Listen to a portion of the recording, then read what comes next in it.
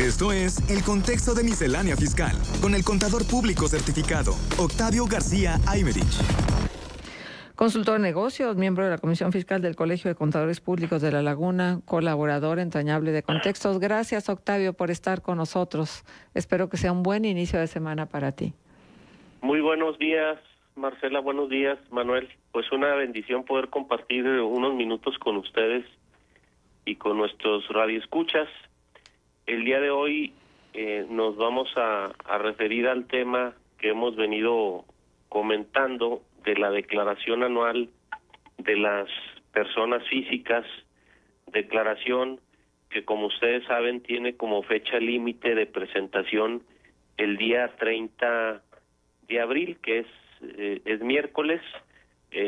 La recomendación, luego de presentarla con tiempo, porque desafortunadamente los aplicativos han estado intermitentes, han estado fallando en diferentes aspectos, y eso nos puede llevar a que, si lo intentamos presentar por ahí el 29-30 y por alguna razón no la podemos enviar, corremos el riesgo de que casi en forma inmediata la autoridad nos pudiera hacer desde una invitación, un comunicado, un requerimiento, que al ser requerimiento ya tendría una multa, y también la suspensión del sello digital, ya que así se contempla en la fracción primera del artículo 17H bis del Código Fiscal de la Federación. Entonces vamos a hacerlo con tiempo.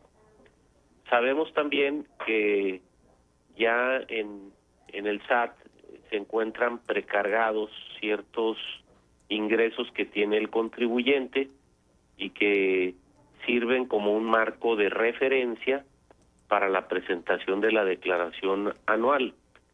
Digo como un marco de referencia porque es necesario que nosotros verifiquemos con la información que obra en nuestro poder, con las constancias, por ejemplo, de intereses que nos hubieran emitido las diferentes instituciones financieras, para ver si lo que está precargado en el sistema del Servicio de Administración Tributaria corresponde a nuestras operaciones que realizamos durante el año.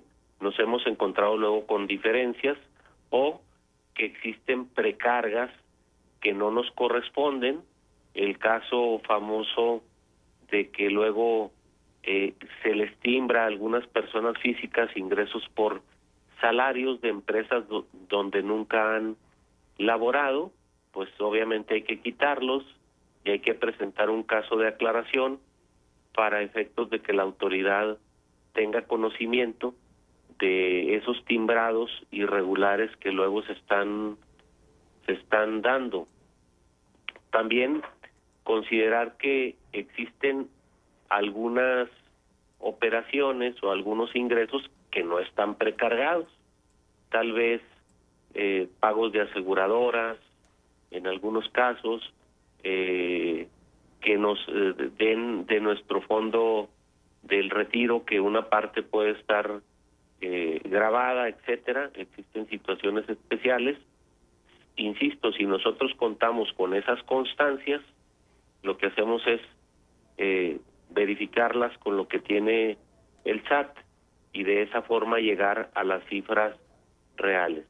En las últimas semanas se ha comentado en diferentes espacios que si el SAT está regresando o no los importes a los contribuyentes que ya solicitó, y lo que hemos visto nosotros es que la devolución ha sido muy lenta, y en algunos casos inclusive tomando en cuenta la información precargada que tiene el SAT, y al solicitar nosotros la devolución en forma automática, luego hay una resolución del SAT en el sentido de que pues el saldo a favor declarado no corresponde por 14 pesos, por 20 pesos, por 30 pesos. Esto es algo increíble, que aún tomando los datos que tiene precargados el SAT, luego en su resolución señale que nuestro saldo a favor solicitado es incorrecto. Y ha habido por ahí también declaraciones en el sentido de que pues el SAT tiene 40 días hábiles para regresar lo solicitado por el contribuyente, cierto, lo marca el Código Fiscal de la Federación. Sin embargo, hemos visto en años anteriores donde esas devoluciones automáticas, sobre todo si no son de grandes montos, pues han sido agilizadas de una u otra forma y se han estado regresando, lo que no se está dando en este abril del 2025. Algunos comentan que porque pues es escasez de recursos por parte del gobierno federal. Lo cierto es que no están fluyendo como deberían estas declaraciones. En cuanto a los ingresos que debemos de incluir, recordar, como lo hemos mencionado en espacios anteriores, que hay retenciones que nos hacen, por ejemplo, los notarios, cuando vendemos un inmueble, y esa retención tiene el carácter de pago provisional, y luego nos vamos con la idea de que lo que pagamos ahí con el notario, lo que nos retuvo, es ya el impuesto definitivo, y nos encontramos con la sorpresa de que al incluirlo en nuestra declaración anual nos puede resultar un impuesto significativo. Esto se da porque la retención que hace el notario, la mecánica que aplica, es considerando como ingreso único esa enajenación, esa venta del inmueble que se hizo. Y en la declaración anual, ya en el cálculo, hay que considerar parte de la ganancia con los demás ingresos que obtuvo el contribuyente. Se obtiene ahí una tasa efectiva que causa el contribuyente con los demás ingresos, que puede ser salarios, intereses reales, arrendamiento, etcétera, y de esa forma pues caemos en un renglón mayor en cuanto a causación, y eso nos da el diferencial del cálculo anual con el impuesto que se le había retenido al contribuyente. Otro caso que nos puede generar un impuesto importante en esta declaración son los intereses reales. ¿Por qué? Si la tasa promedio de CETES durante el 2024 fue de un 10% y la inflación cercana al 4.7, 5%, luego entonces tenemos un interés real de un 5%. Eso lo sumamos a los demás ingresos, vamos a poder restar las retenciones, pero en el caso de intereses, las retenciones desafortunadamente no son calculadas sobre ese interés real, en el ejemplo que poníamos del 5%, sino que es una retención que resulta baja en relación al monto del capital invertido. Entonces, para el 2024 queda baja esa retención, luego nos va a dar un importe en algunos casos muy significativo. Estemos pues preparados porque necesitamos tener los recursos a la mano para poder cubrir ese impuesto sobre la renta, que en este caso debemos de recordar que el impuesto sobre la renta de las personas físicas puede pagarse hasta en 6 parcialidades mensuales y sucesivas. La primer parcialidad será la cantidad que resulte de dividir el monto total del impuesto a cargo en la declaración anual entre el número de parcialidades que el contribuyente haya elegido, sin que dicho número exceda de 6, la cual se pagará al presentar la declaración anual. Las otras 5 parcialidades se deberán cubrir en cada mes utilizando un formulario que se obtiene del mismo sistema para la presentación de la declaración anual. De haber elegido 6 parcialidades, la última parcialidad deberá cubrirse a más tardar en el mes de septiembre de este año 2025.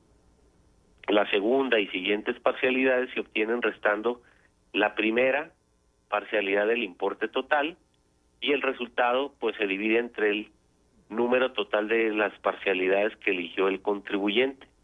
Y luego existe por ahí un factor que se aplica donde obtenemos ya de esa forma el monto de cada una de las parcialidades. Este factor lo que nos lleva es a un cargo de un interés y alguna actualización.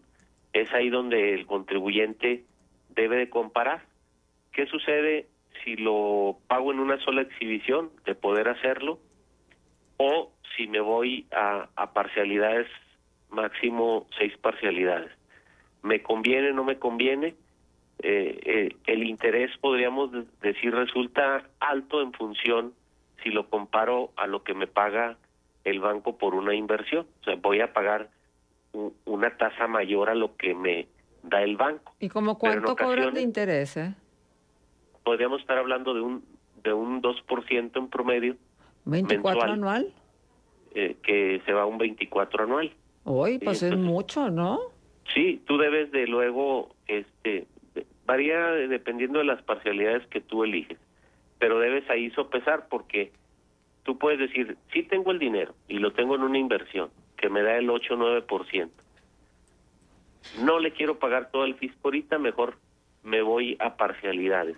Pues hay que compararlo y seguramente en la mayoría de los casos te va a resultar que lo que vas a pagar de más por el financiamiento resulta mayor al interés que te da el banco. La sugerencia sería, si tienes el monto total, mejor hay que pagarlo, salvo, insisto, que pues esos recursos también los tienes destinados para el capital de trabajo de mes a mes de tu actividad, y sea mejor, ahora sí, como dicen, mover el dinero, hacerlo rendir más y luego ya irle pagando parcialmente al fisco. Cada caso será digno de analizarse en forma particular para determinar si lo pago en una sola exhibición o en 6 parcialidades. Por otra parte, y para terminar el comentario del día de hoy, ¿en qué casos como asalariado estoy obligado a presentar la declaración anual? Pues básicamente cuando mis ingresos anuales rebasaron los 400,000 pesos. Cuando tengo más de un empleador o tengo ingresos por otros conceptos, la regla general será en que yo estoy obligado a presentar mi declaración anual. E insisto, hay que incluir en la declaración anual todos los ingresos, aún aquellos que ya pagaron impuesto definitivo o que estuvieron exentos. Esto cuando nuestros ingresos totales rebasaron los 500,000 pesos en el año, porque si no, puedo perder exenciones, por ejemplo, en la enajenación de casa-habitación, si no incluyo estos conceptos de manera informativa, no porque vayan a pagar impuestos. Siguen estando exentos, siguen considerándose como en el caso de que si me saqué la lotería, me retuvieron un impuesto que se considera definitivo. Esos ya no van a pagar impuestos siempre y cuando los incluya yo de manera informativa en la declaración anual. Entonces los invitamos a que hagan su declaración en tiempo y forma para evitar contratiempos y sanciones por parte de la autoridad. Ajá, bueno, pues muy importante la información. ¿Hasta cuándo es el límite de tiempo para hacer la declaración? Ahora sí que es hasta la celebración del Día del Niño, que es el 30 de abril, miércoles 30 de abril, es la fecha límite que tenemos para la presentación. A 9 días de que se vence el plazo. Así es, a 9 días. Ajá. Y tendremos que presentarla en tiempo y forma para poder acceder también a la facilidad de las 6 parcialidades, que no necesitamos garantizar el interés fiscal, es una ventaja, es simplemente con que paguemos si escogí 6, que pague la sexta parcialidad conjunto con la presentación de mi declaración anual para que se me aplique en forma. Oye, Octavio, ¿se sabe qué porcentaje de los contribuyentes lo hacen por sí mismo a través de la página, la declaración de la página del SAT, y cuántos acuden al servicio de los contadores? no tenemos ese dato. Sería tal vez un poquito difícil tenerlo porque finalmente la presentación la haces desde pues una computadora y bueno, ¿quién lo está haciendo? Si directamente el contribuyente o ayudado con un contador, pues no se sabría en cuanto a la recepción que tiene el SAT de ello. No sé si algún ¿Y no se solicita la información cuando haces la declaración? No te dice qué contador o su registro, etcétera. Sí. ¿Quién lo está haciendo? No es solicitado. Bueno, pues entonces nos quedaremos con la duda, ¿no? Pero tú como contador y como miembro activo del Colegio de Contadores y con tu experiencia, ¿cómo ves esta situación? ¿Cada vez hay más personas que lo hacen de manera personal, la declaración, o repunta la necesidad de tener la asistencia de quien se preparó para ello? Creo que no se ha dado ahora sí que un repunte en la iniciativa de que cada persona en lo individual lo haga sin requerir un contador, porque las experiencias luego que han tenido no son muy favorables en cuanto a que lo hagan con éxito, porque luego hay ciertos detalles que hay que cuidar, o bien el requerimiento por parte de las autoridades fiscales en cuanto a una información complementaria que luego se necesita de la ayuda de un profesional calificado para ello. Mucho ha habido de promoción de que tómese un café, siéntese y presente su declaración, pero creo que se sigue necesitando el apoyo de un contador público calificado. Muy bien, pues entonces nos quedamos con toda esta información que siempre es útil, valiosa, oportuna, suficiente en calidad, en cantidad, como debe de ser la información proveniente de los contadores. Muchísimas gracias. Gracias a ustedes por el espacio y estamos a sus órdenes en el teléfono 8717-1260-71, en el correo electrónico libradogarcia@prodigy.net.mx. Que tengan muy bonita semana. También tú, Igualmente, Octavio. Son las 9:28. Cómo sacan canas, ¿verdad? Con esto de las declaraciones. Y luego pensar que realmente la base de contribuyentes pues no es del total de la gente que está participando activamente en la economía. Y en la economía formal, por supuesto, sino toda esta parte de la informalidad que todavía pues hay mucho que hacer al respecto para que pues el peso del país recaiga sobre todo, aunque también los informales pagan impuestos, el IVA, un montón de impuestos que están asociados con la vida misma, con el consumo.